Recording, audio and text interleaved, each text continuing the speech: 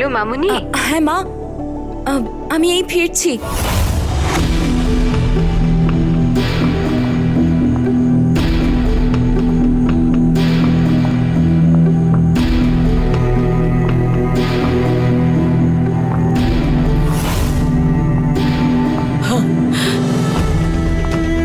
সুনেত্রা, আমি তোমায় ওই রাক্ষসের কথা মনে করিয়ে দেব, সেটাই আমার দায়িত্ব।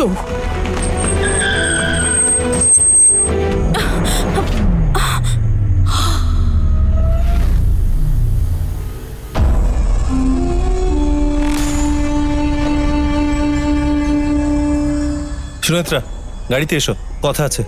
এখন এমনি খুব লেট হয়ে গেছে, আমায় বাড়ি যেতে হবে। আমরা কাল সকালে অফিসে কথা বলি না স্যার? আজকের পার্টির ড্যামেজ নিয়ে কিছু কথা আছে, ইটস আর্জেন্ট। উঠে পড়ো। আরে চাপ নিও না, খুব বেশি সময় নেব না, কাম অন। রাক্ষসটা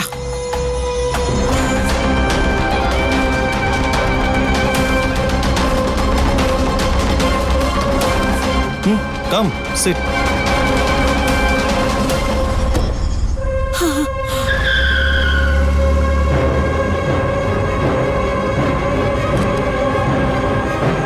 ড্রাইভার, কর্ণকে ফলো করো। হে ভগবান, ওই রাক্ষসটা সুনেত্রার যেন কোনো ক্ষতি না করতে পারে, কিন্তু ও যে ওর সাথে।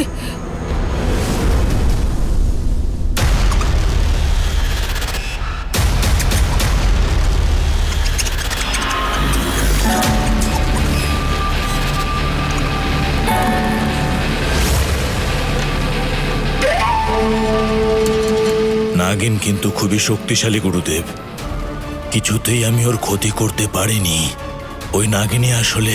তুমি আমায় কথা দিয়েছিলে যে কর্ণকে রক্ষা করবে, এখন তাকে ছেড়ে এখানে চলে এসেছো।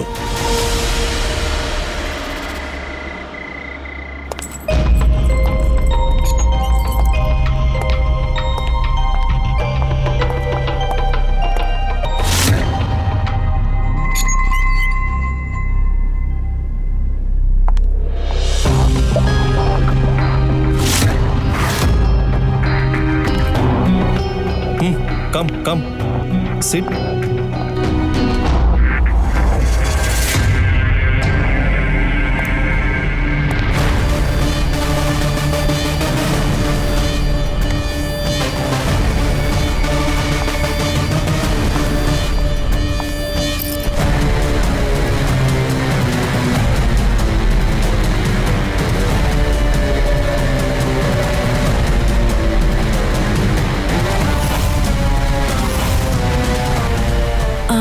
কি বলার ছিল স্যার? তুমি কি নেবে বলো? বিয়ার, ভডকা? আমি এইসব কিছুর জন্য আসিনি এখন স্যার। ও ওকে। ওয়েটার, ম্যাডামের জন্য একটা গরম কফি আর আমার জন্য chilled beer. Okay sir, thank you.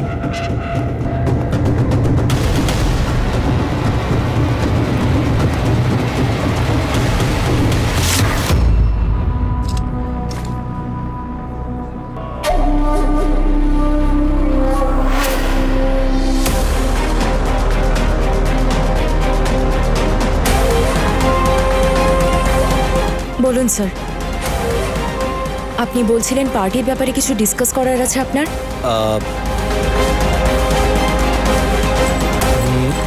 Excuse me,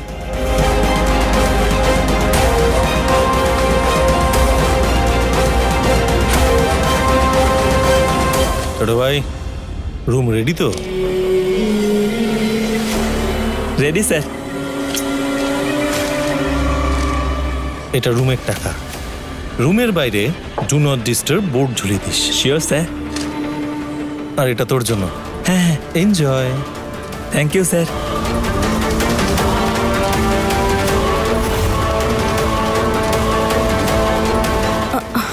মা নিশ্চয়ই চিন্তা করছে এখন।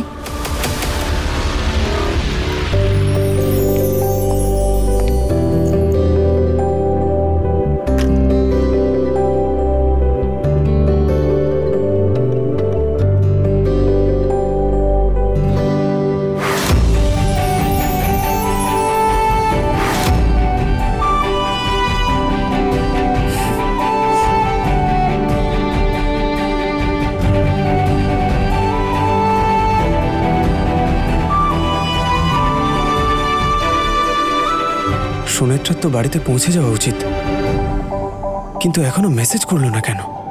এই যে স্যার টেবিল নাম্বার 4 এর কমপ্লেনটা কি? স্যার খাবার দিতে দেরি হয়েছিল। টাইমে খাবার দাওনি কেন? বাকিদের অর্ডার সার্ভ করছিলাম স্যার। আমি কোনো অজুহাত শুনতে চাই না। আর একটা কমপ্লেন যদি আমি শুনি, তোমার কিন্তু চাকরি যাবে। Sorry sir. যাও।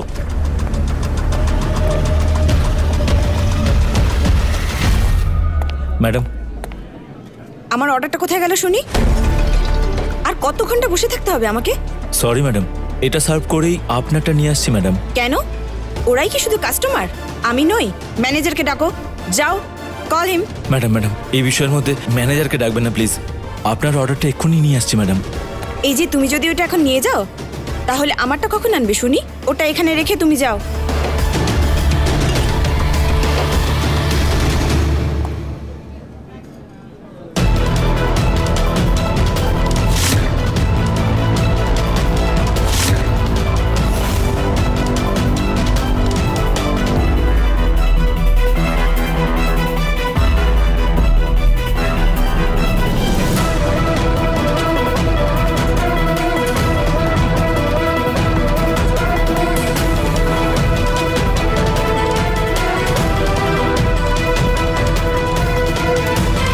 সো এখনো কফি এলো না? Madam your order. Sorry for the delay. That's okay. Sorry, আমি একটু রেগে গেছিলাম।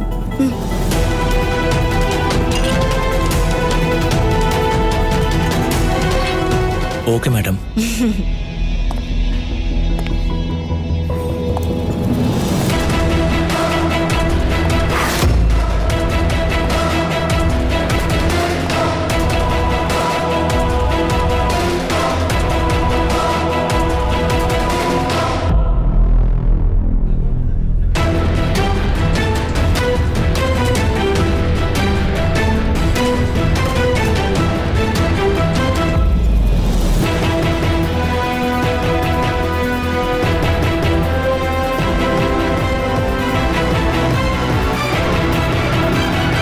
সরি, আমি কোল্ড কফি খাই না। ওকে, ক্যান্সেল করে দিচ্ছি। একটা হট কফি দাও।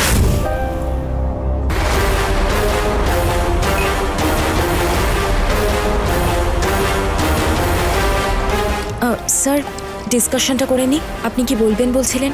সুনেত্রা, কর্পোরেট অফিসে এমপ্লয়ীদের সবসময় ফ্রি কফি স্ন্যাক্স কেন প্রোভাইড করা হয় বলো তো? এমপ্লয়িজ যত রিল্যাক্স থাকবে তত কাজ করবে,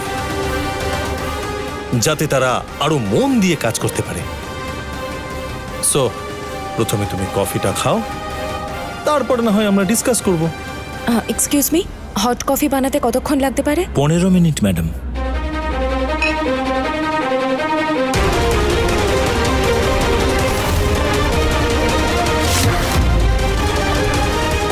না না, ওই কোল্ড কফিটাই দিন আমায়। Okay madam.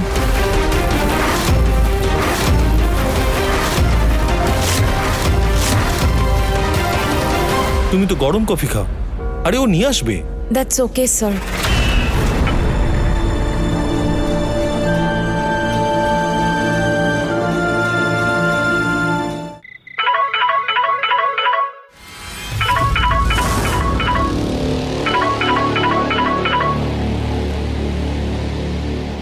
হ্যাঁ গুরুদেব, বলুন। আমি সেই শক্তিশালী মুক্ত তোমার কাছে নিয়ে আসছি। শীঘ্রই কর্ণের শরীরে এটা বেঁধে দেবে। কিন্তু গুরুদেব, কর্ণ তো এখনো বাড়ি ফেরেনি। আমি জানি, ও মৃত্যুর খুব নিকটে রয়েছে। তুমি এক্ষুনি কর্ণকে ফোন করো, বলো এক্ষুনি বাড়ি ফিরতে। নাগিনী কিন্তু ওর কাছে পৌঁছে গেছে। বলুন স্যার। আগে তুমি কফিটা খাও।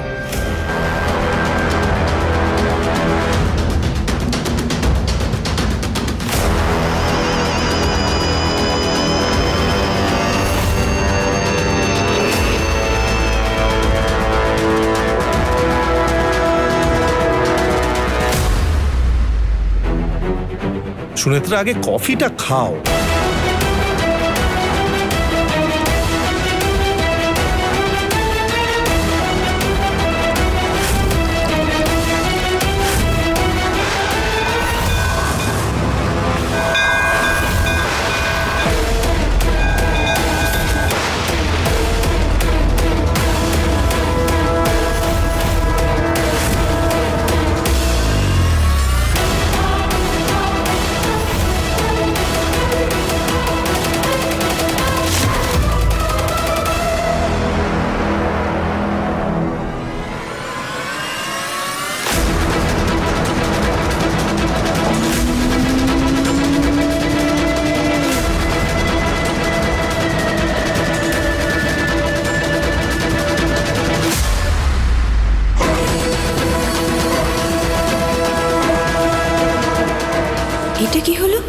পয়জনটা পায়েসের মতো গিলে খেয়ে নিল, কিন্তু ওর কিছুই হলো না।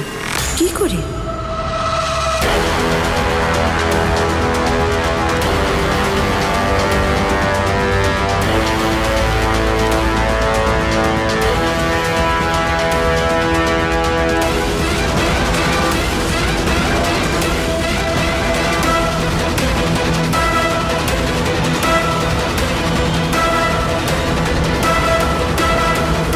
স্যার, আই থিঙ্ক আপনি খুব রিল্যাক্স মোডে আছেন, আর এটা কাজ করার সময়ও নয়।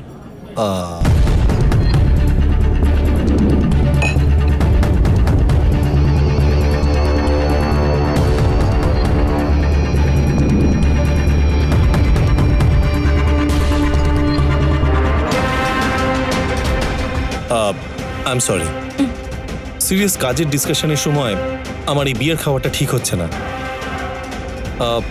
আমিও একটা গরম কফি অর্ডার করি। কফি তো তোমার হাতেই আছে, লেটস শেয়ার ইট।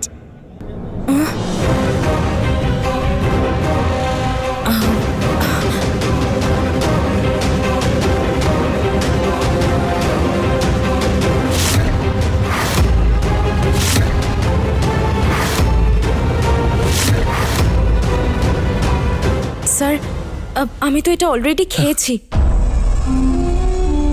আমিও তো একটা ভালো জিনিসই খেতে চাইছি।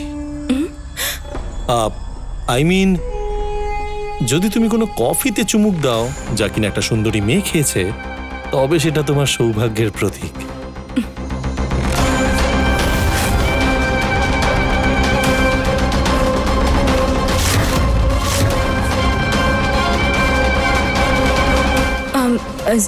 স্যার, আপনার মা ফোন করছেন।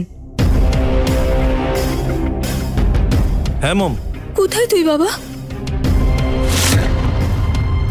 এক্ষুনি বাড়ি ফিরে আয়। কি হয়েছে মম? রাজশেখর কি তোমাকে আবার চাপ দিয়েছে নাকি? এসব কি বলছিস তুই? বাবার নামে এসব বলে কেউ? কেন রে? কারণ না বললে তুই বাড়ি ফিরবি না নাকি? মম শোনো, আমি শুধু তোর মুখ থেকে একটা কথাই শুনতে চাই, যে তুই বাড়ি ফিরছিস। তুই বাবা এক্ষুনি বাড়ি ফিরে আয়। কি হয়েছে মম? রাজশেখর কি তোমাকে আবার চাপ দিয়েছে নাকি? এসব কি বলছিস তুই? বাবার নামে এসব বলে কেউ? কেন রে? কারণ না বললে তুই বাড়ি ফিরবি না নাকি?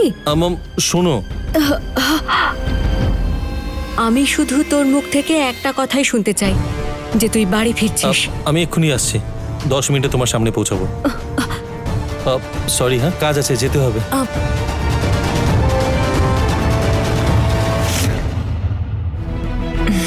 $500 ম্যাডাম।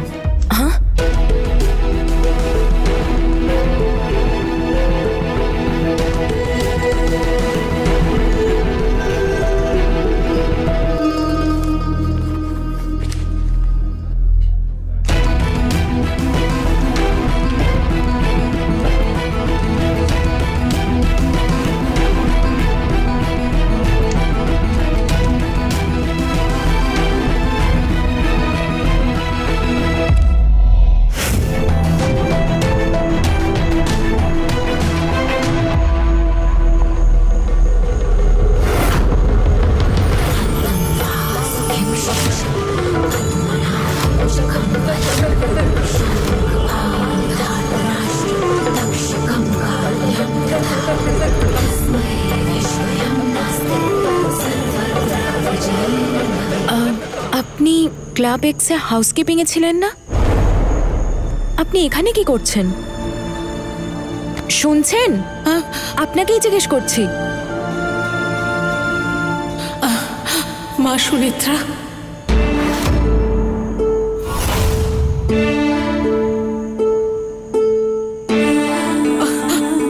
কতদিন পর তোমায় দেখলাম। আপনার সাথে আমার ক্লাবে দেখা হলো না, কিন্তু আপনি এমনভাবে বলছেন যেন আমার সাথে অনেক দিনের আলাপ আপনার।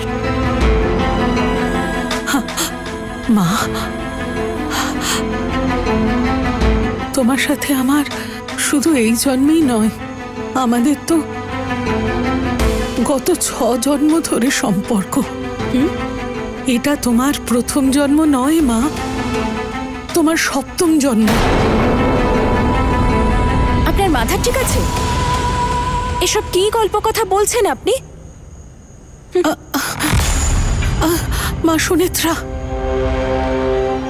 তুমি হয়তো আমায় ভুলে গেছো, কিন্তু আমি তোমায় ভুলিনি মা। আমার কর্তব্যের কথা আমি ভুলে যাইনি। তুমি তো আমায় বলেছিলে মা, আমি যেন তোমায় গত 6 জন্মের কথা এই জন্মে মনে করিয়ে দিই। আমি সে কথা কি করে ভুলবো?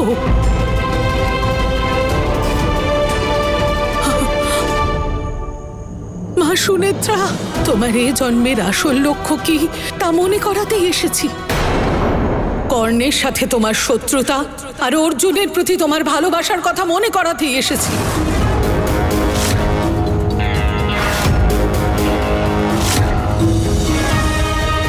এই জন্মেই শেষ সুযোগ মা। এই জন্মে যদি তুমি সফল না হও, বিশ্ব ব্রহ্মাণ্ড ধ্বংস হয়ে যাবে। এই সৃষ্টিকে দুষ্টের হাত থেকে রক্ষা করতে তুমি প্রতিজ্ঞা করেছিলে মা, সেই প্রতিজ্ঞা মনে করাতেই আমি এসেছি। আপনি এসব কি বলছেন? আমি তো কিছুই বুঝতে পারছি না।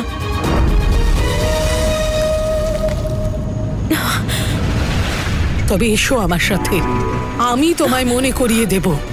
এসো মা। ছাড়ুন বলছি আমার হাত। কোথায় নিয়ে যাচ্ছেন আপনি আমায়? গত জন্মে তোমায় আমি কথা দিয়েছি, তোমার হাত আমি ছাড়বো না। আমি আমার কর্তব্যের পথে এখনো অটল। আপনার কি মনে হয় আপনি যা খুশি বলে যাবেন আর আমি বিশ্বাস করব? আমি শুধু মনে করাতে চাই তুমি আসলে কে, তোমার উদ্দেশ্য কি, কেন পুনর্জন্ম হয়েছে। আমি জানি না আমি কে। হ্যাঁ, আমি জানি আমি কে। আমার নাম সুনেত্রা। না মা, তুমি আসল সত্যিটা জানো না। নাগ কন্যা মা।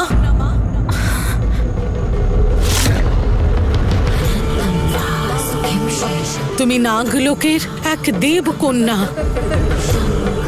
ওই পরমেশ্বরের নির্দেশ অনুসারে তোমার পুনর্জন্ম হয়েছে দুষ্টের দমন আর শিষ্টের পালনের জন্য। মানব রূপে তুমি আসলে একজন নাগিনী। গত বহু জন্ম ধরে তুমি তোমার কর্তব্য পালনে অসফল হয়েছো, কিন্তু তোমার কর্তব্য পালনের এটাই হলো শেষ জন্ম।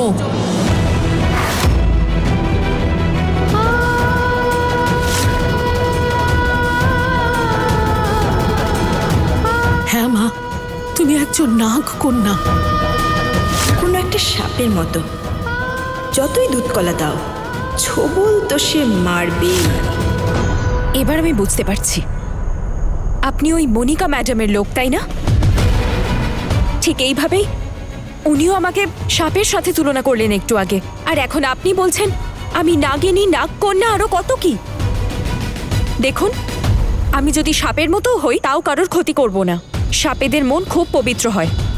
যতক্ষণ পর্যন্ত কেউ তাদের আক্রমণ করছে না ততক্ষণ তারাও কাউকে আক্রমণ করে না, জানেন আপনি? যারা তাকে দুধ কলা দেয় সে তাদের মন প্রাণ দিয়ে রক্ষা করে, কোনো ক্ষতি করে না। বুঝতে পেরেছেন আপনি? এমনকি স্বয়ং মহাদেব নিজের গলায় সাপ জড়িয়ে রাখেন, নিজের শরীরে তাদের বসবাস করতে দেন। মা সুনেত্রা, আমি তোমাকে নাগলোক নিয়ে বা তোমার নাগ কন্যা হওয়া নিয়ে মিথ্যে বলছি না, সত্যি বলছি। সর্পকুল নিয়ে মিথ্যে বললে আমার পাপ হবে, আমাকে বিশ্বাস করো। তোমার কাছে আমায় পরমেশ্বরই পাঠিয়েছেন।